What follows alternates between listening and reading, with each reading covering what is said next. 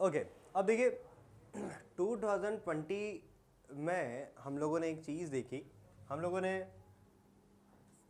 एक पेंडेमिक को फेस किया जो कि माइक्रोब्स के कारण था, है ना।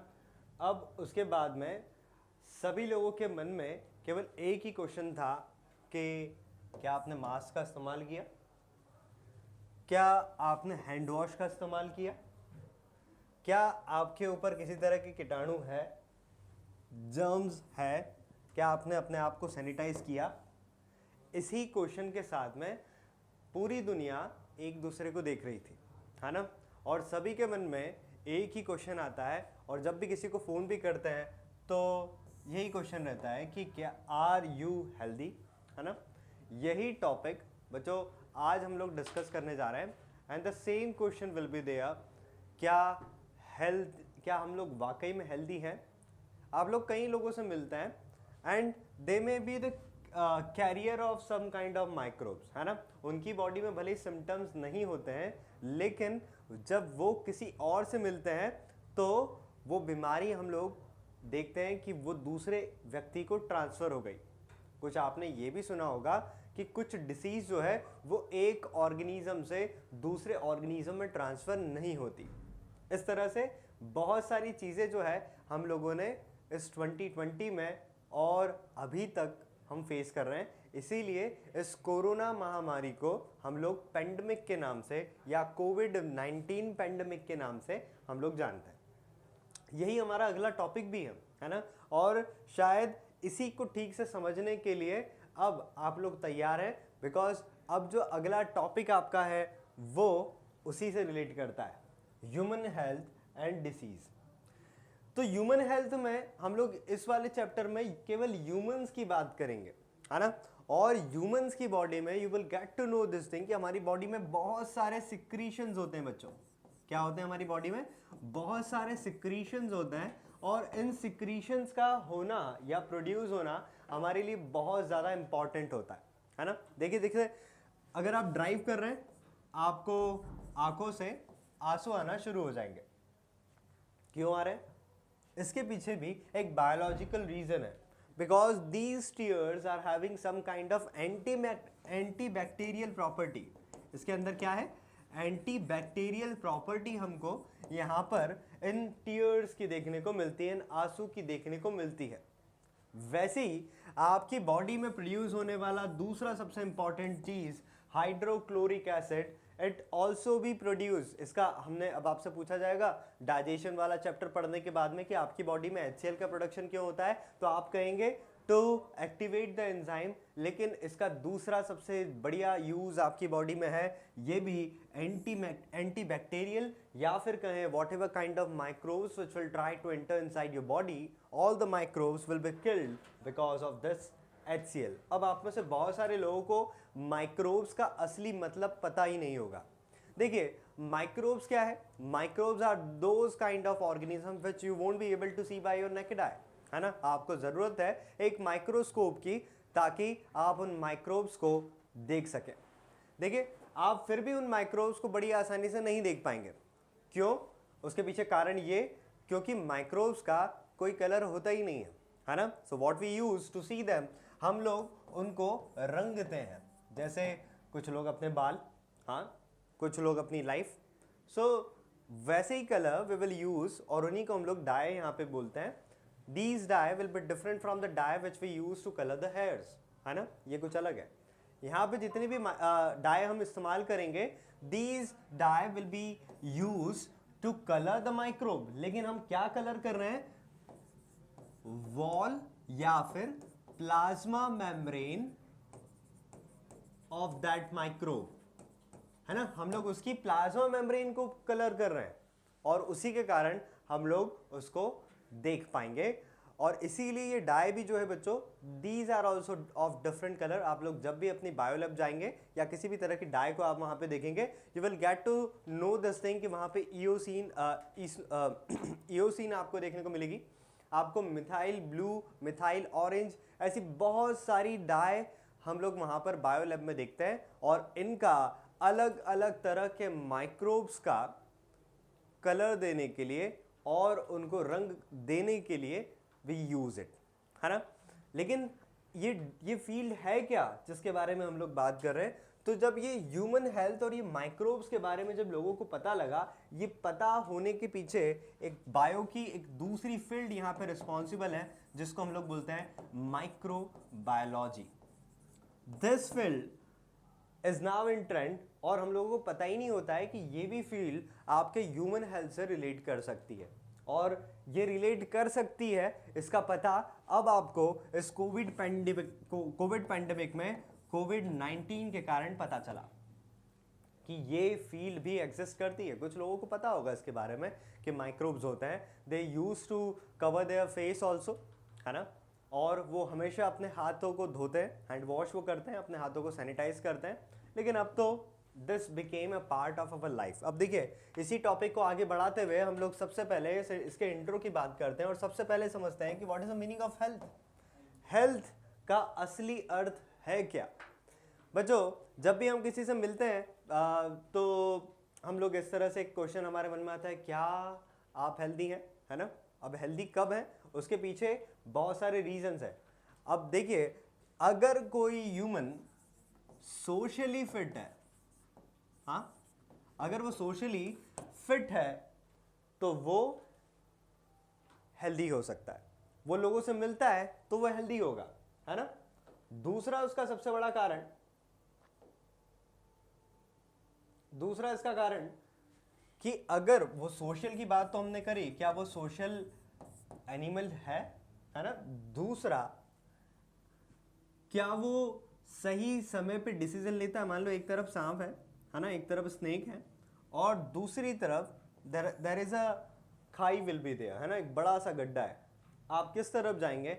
अब आप बोलेंगे कि हम लोग बीच में से कहीं चले जाएंगे, लेकिन नहीं, वहां पे आपको सही डिसीजन लेने की जरूरत होगी। हम बोल सकते हैं कि अगर कोई मेंटली फिट है, अगर उसकी मेंटल हेल्थ बिल्कुल सही है, then we can say this thing कि वो हेल्दी होगा, है ना। सोशली फिट, मेंटली फिट और फिजिकली फिट, वो एक जगह से दूसरी जगह आराम से जा सकता है, तो ये पूरी तरह से हेल्दी है ना। ये आपको पता होना चाहिए। यहां पर डेफिनेशन क्या बोलती है?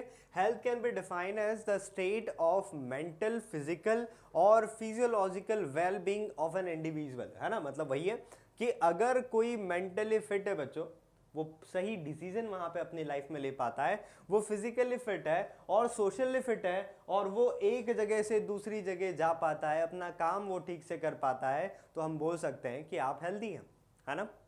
ये हेल्थ की डेफिनेशन हुई।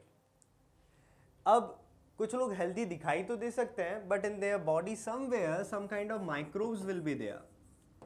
ये माइक्रोब्स वहां पे हो तो सकते हैं उनकी बॉडी में, आपकी बॉडी में भी है, आप भले ही हेल्दी हैं, मैं भी हेल्दी हूं, लेकिन हमारी बॉडी में कहीं ना कहीं ये माइक्रोब्स हैं and they are playing a very important role in your body. जैसे एक आपकी बॉडी का सबसे इंपॉर्टेंट पार्ट, और वो है लार्ज इंटेस्टाइन। इस लार्ज इंटेस्टाइन में बच्चों, you will get to know this thing कि इसी लार्ज इंटेस्टाइन में प्रोसेस ऑफ फर्मेंटेशन वहां पे होती है। यहाँ पे कई सारे माइक्रोब्स आपके लार्ज इंटेस्टाइन में प्रेजेंट होता है, और वो लार्ज इंटेस्टाइन और साथ ही साथ दूसरी इंटेस्टाइन आपकी स्मॉल इंटेस्टाइन, लार्ज में तो एब्जॉर्प्शन की प्रोसेस हुई, लेकिन स्मॉल इंटेस्टाइन में बहुत सारे माइक्रोब्स हैं। आपने बहुत सारा टीवी पे एडवर्टीजमेंट भी देखे होंगे, याकूट या फिर कोई भी प्रोबायोटिक ड्रिंक की अगर हम बात करेंगे, so in that also some kind of microbes are there. Microbes आपके फूड में भी है, माइक्रोब्स आपकी बॉडी में भी है और बॉडी के ऊपर भी है। जैसे आपने निमोनिया के बारे में सुना होगा, तो ये सब माइक्रोब्स को बिलोंग करते हैं। They belong to a category bacteria, है ना। बैक्टीरिया, वायरस, फिर प्रोटोजोआ, ऐसे बहुत सारी कैटेगरीज आपको माइक्रोब्स की देखने को मिलेगी। उसी के बारे में आज हम लोग बात करने वाले हैं। तो हेल्थ का मतलब आपको यहाँ पे समझ में आया है कि अगर कोई मेंटली, फिजिकली या सोशली फिट है, हाँ, तो वो हेल्दी है ना। कुछ लोगों को यहाँ पे एक कंफ्यूजन पड़ा रहता है कि हेल्थ का मतलब, या हेल्दी है वो हेल्दी है। हेल्दी का मतलब कुछ लोग मोटापे से भी रिलेट करते हैं। हेल्दी हम उसको फैट बोल सकते हैं कि वो फैटी है, वो ओबेसिटी से ग्रसित है या सफ़र कर रहा है, लेकिन हेल्दी का मतलब स्वस्थ होता है। हेल्दी का मतलब फैटी या ओबेसिटी नहीं होता, ये आपको हमेशा ध्यान रखना है। टॉपिक को आगे ले जाते हैं और इसके बाद में बात करते हैं डिसीज़ की, कि अगर कोई हेल्दी नहीं है तो उसको कोई ना कोई डिसीज़ होगी, है ना। अब आपके दिमाग में ये भी तो आया होगा कि हमने कुछ और शब्द भी सुना है, दैट इज डिसऑर्डर। हमने डिसऑर्डर के बारे में भी सुना है कि डिसीज भी है, डिसऑर्डर भी है। ये बहुत सारी अलग अलग बातें यहाँ पे आपको सुनने को मिल सकती हैं जब भी हम डिसीज की बात करेंगे। तो डिसीज का एक्चुअल मतलब क्या है? A disease tells about the abnormal dysfunction.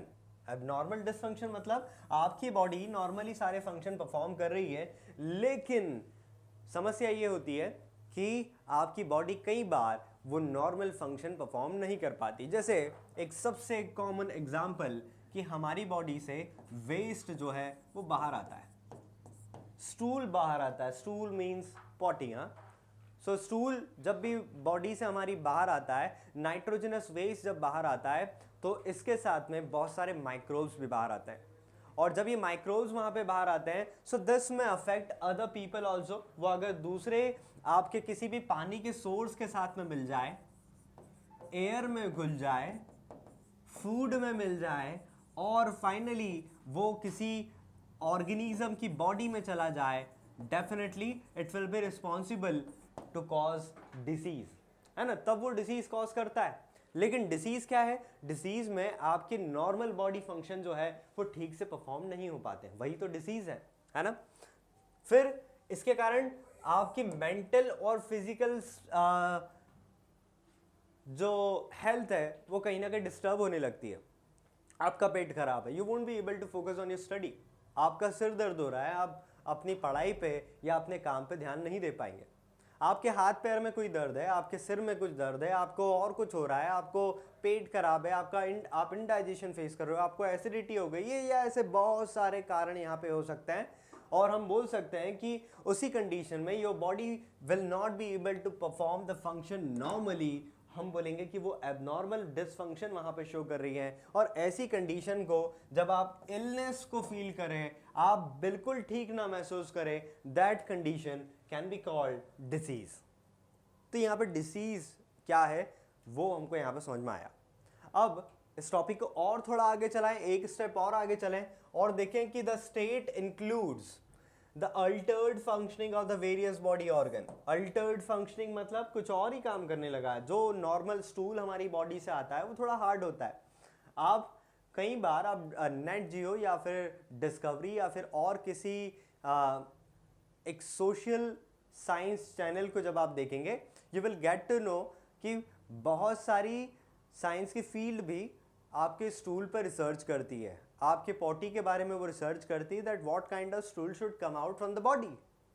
और सबसे अगर आइडियल फ्यूल की फ्यूल मैंने यहाँ पे बोला, आइडियल वेस्ट की अगर हम बात करें तो हम यहाँ पे देखने को मिलेगा कि जो वेस्ट हमारी बॉडी से यहाँ पे बाहर आना चाहिए, वो वेस्ट मटेरियल जो है बच्चों, वो दैट शुड बी सॉलिडिफाई, है ना। वो सॉलिडिफाई होना चाहिए, वो थोड़ा सा सॉलिड होना चाहिए, वो ज़्यादा पतला नहीं होना चाहिए। तो आपको पता है कि जब ज़्यादा पतला आपका स्टूल हो जाए, उसमें लिक्विड की अमाउंट जब बढ़ जाए, वैसे तो जो स्मॉल इंटेस्टाइन जो होती है बच्चों, वो small intestine will be able to absorb almost all the kind of water and important things which may be there in the waste, but in any case when this small intestine will not be able to absorb the watery content which will be there in the waste, in that condition you can say कि अरे उनको तो indigestion हो गया है या फिर उनको दस्त लगे हैं, such kind of condition will be there, है ना। तो यहाँ पे डिसफंक्शन हमको देखने को मिलेगा, उस एक अल्टर्ड फंक्शन आपको देखने को मिलेगा। आप ब्रीथ कर पा रहे हैं, आप जब भी जोर से सांस लेते हैं, आपको खांसी चलने लगी तो हम बोलेंगे कि उनको कफ है, कोल्ड है ना, क्योंकि म्यूकस का सिक्रीशन अब वहाँ पे ज़्यादा बढ़ चुका है, उनकी बॉडी में अब ज़्यादा म्यूकस का प्रोडक्शन हो रहा है और हम बोल सकते हैं कि वो डिसीज़ है। ऐसे बहुत सारी बीमारियां। तो इसीलिए देखिए डिसीज को सबसे पहले they are going to classify into two categories, these are the two categories. ये दो कैटेगरी जो है जिन बीमारियों की हम लोग बात कर रहे हैं कि भैया ये बीमारियां हो रही है तो हो कैसे रही है, तो सबसे पहला जो क्लासिफिकेशन यहाँ पे देखने को मिला है बच्चों वो है इन्फेक्शियस और नॉन इन्फेक्शियस डिसीज, है ना। ऐसी दो बीमारियां, देखिए आप जब भी किसी से मिलते हैं वैसे सबसे बढ़िया अभी आप लोगों के दिमाग में भी वही है, सबसे प्यारा कोरोना हमारा, क्योंकि उसी के कारण आप लोगों को बहुत सारी छुट्टी मिली है और आपने हिस्ट्री में ये चीज़ देखी। अब आप अपने बच्चों को ये बता पाएंगे कि हम लोगों ने एक महामारी को फेस किया है, हम लोगों ने एक ऐसे समय को देखा है जब दुनिया बंद थी। हाँ, एक छोटा सा माइक्रोब बच्चों कई सारे स्ट्राइक या फिर कई सारे प्रदर्शन आप लोगों ने अपनी लाइफ में टीवी पे, कहीं पे चौराहे पर, कहीं पे आपने देखे होंगे, मोहल्ले में देखे होंगे, लेकिन कभी भी वो पूरी दुनिया को बंद नहीं करा पाए। लेकिन एक छोटा सा microbe which was very much smaller, जिसको हम लोग कुछ देख भी नहीं पाते थे, हाँ, उसने पूरी दुनिया बंद करवा दी और वो कहलाया वायरस। अब देखिए आप लोगों ने ये भी सुना होगा कि whenever virus will be outside the host, उसको एक होस्ट की यहाँ पे जरूरत होगी। जब वो होस्ट के बाहर है तो वो डेड है, और जब वो किसी लिविंग ऑर्गेनिज्म के अंदर जाता है तब वो एक लिविंग ऑर्गेनिज्म बन जाता है। That virus is going to hijack the host body और उसी की बॉडी का इस्तेमाल करके it will be able to regulate its DNA, वो अपनी पॉपुलेशन को वहां पे बढ़ाता है और हम देखते हैं कि उसकी पॉपुलेशन आपकी बॉडी में लगातार बढ़ती चली जा रही है ना। फाइनली वो आपकी बॉडी को हाईजैक कर लेता है। It will be able to cause you disease और आप बीमार और बहुत ज़्यादा बीमार हो सकते हैं। ये वायरस कई तरह के होते हैं। They will be responsible to cause you different kind of diseases also बच्चों। बहुत सारे वायरस अलग अलग तरह की बीमारियां कॉज करते हैं, ये डिपेंड करता है उनके नेचर पे, from the where they belong. लेकिन वायरस को हम लोगों ने यहाँ पे बोल दिया they are on the edge of living and non living. ये दो हमको सारी चीजें देखने को मिली। लेकिन अभी हम लोग बात कर रहे हैं डिसीज के बारे में, तो back to the topic, infectious which will spread from one organism to another. जब ये किसी एक व्यक्ति से ये disease is going to transfer to the another person, किसी एक से किसी दूसरे में, हाँ कैसे हो सकता है? They will take the help of air, water, food, fomite या फिर कहें क्लॉथ। कई बार होता है कि हम अपने ही भाई बहन के कपड़े जो हैं वो इस्तेमाल कर लेते हैं। Some people they use the private covering clothes also, जिसको हम अंडरगारमेंट्स बोलते हैं, उनको भी यहाँ पे इस्तेमाल करते हैं। टॉवेल हम लोग भाई बहन का तो इस्तेमाल कर ही लेते हैं। तो that is also become the cause of spread of some kind of disease, है ना। उसके बाद में केवल ये नहीं, सेक्सुअल कॉन्टैक्ट ऑल्सो या sexual communication or direct contact we can say, that is also a kind of spread of disease। इस तरह से बीमारी जो है वो फैल सकती है। लेकिन अब यहाँ पे हमको समझना है कि कौन कौन सी बीमारियां ऐसी है which will transfer। जैसे दूसरी हम लोग यहाँ पे जो देख पा रहे हैं नॉन इन्फेक्शियस, जो कि एक आदमी से दूसरे आदमी में ना फैले। ऐसा कौन सा हो सकता है? तो कैंसर ये कभी नहीं फैलेगा, which is not going to transfer from one person to another। उस डिसीज को हम नॉन इन्फेक्शियस डिसीज बच्चों यहाँ पे बोलते हैं, है ना।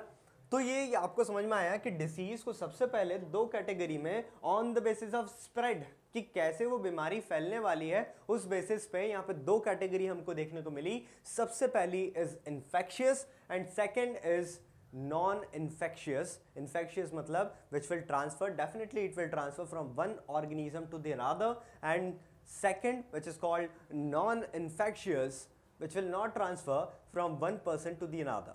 that you will have to understand, that you will have to remember, क्योंकि इस पे भी कई सारे क्वेश्चंस जो है बच्चों आपको देखने को मिल सकते हैं। इसके एग्जांपल्स हमको यहाँ पे याद रखने होंगे। अभी उसके बारे में भी हम लोग बात करते हैं। इस टॉपिक को थोड़ा और आगे ले जाते हैं और डिटेल में बात करते हैं इस इन्फेक्शियस डिसीज की। देखिए यहाँ पे आपके लिए एक पिक्चर यहाँ पे हम लोगों ने दिखाया। whenever you people are going to cough, whenever you people are going to sneeze out, so millions of microbes will come out from the mouth or from your nose। हाँ, and where they will go, they will remain in the air. Some of them are going to settle down on the floor. जब भी आप sneeze out करते हैं, बहुत सारे बच्चों यहाँ पर माइक्रोब्स आपके मुंह से बाहर आते हैं, आपकी नाक से बाहर आते हैं. They are going to settle down on your table, on the floor where you stand. हाँ, आपके आसपास जितना भी स्टफ है, they may settle down on that also. लेकिन ये आते हैं और सेटल डाउन कैसे हो जाते हैं? They will be able to float in the air also, है ना. और दूसरी सबसे बड़ी बात, जो आपके वाटर ड्रॉपलेट्स यहाँ पे बाहर आ रहे हैं, जो सलाइवा के ड्रॉप्स हैं जो आपके मुंह से बाहर आ रहे हैं, they will also contain some microbes in it, और उसी के कारण वो पूरी जगह पर स्प्रेड हो जाते हैं. And whenever any healthy person will come over there, जिसका इम्यून सिस्टम यहाँ पे थोड़ा सा वीक है. अब देखिए यहाँ पे दूसरी टर्म आपके लिए आ रही है इम्यून सिस्टम वाली, उसके बारे में भी हम लोग थोड़ी देर में बात करने वाले हैं कि अगर ये इस तरह की डिसीज जो है या फिर कोई हेल्दी पर्सन जो है वो उसको आके टच करता है, definitely it will become the cause of disease in that condition, और इस तरह से ही इन्फेक्शियस डिसीज जो है वो ट्रांसफर हो जाती है. जैसे आपके दोस्त से आप मिले हैं, उसकी तबीयत खराब है, हाँ, you will be so much in flow, no, आप भावनाओं में बह गए, आप उससे मिले हैं, आप कहीं ऐसी चीज़ों को छूते हैं जब उसको किसी अनहेल्दी पर्सन ने, किसी डिसीज्ड पर्सन ने छुआ हो. And whenever you will also touch the same thing, तो माइक्रोब्स आपकी बॉडी में एंटर कर सकते हैं. आप उस चीज़ को छू के whenever you will touch your nose, your mouth, your eyes और your ears also, so microbes में एंटर इनसाइड योर बॉडी, है ना. आपको पता भी नहीं होता है और आपकी बॉडी में वो माइक्रोब एंटर कर जाता है, and definitely it will be responsible to cause your disease. इसमें इन्फेक्शियस डिसीज के बारे में क्या है, which can be easily transferred from one person to the another. ये आपको याद रखना है, इसी को इन्फेक्शियस डिसीज बच्चों हम लोग यहाँ पे बोलते हैं. और ये डिसीज जो है it will B caused by pathogens. Pathogens का मतलब होता है the disease causing microbes. Disease causing microbes क्या कहलाते हैं? वो कहलाएंगे पैथोजेंस. पैथोजेंस बच्चों दे आर, इनकी भी कोई कुछ कैटेगरी आपको आगे देखने को मिलेगी कि कुछ फैकल्टेटिव होते हैं जिनको मौका देके चौका मारने की आदत होती. उनको मौका मिला, आपका इम्यून सिस्टम वीक है, डेफिनेटली वो आपकी बॉडी में एंटर करेंगे और आपको डिसीज कॉज करेंगे.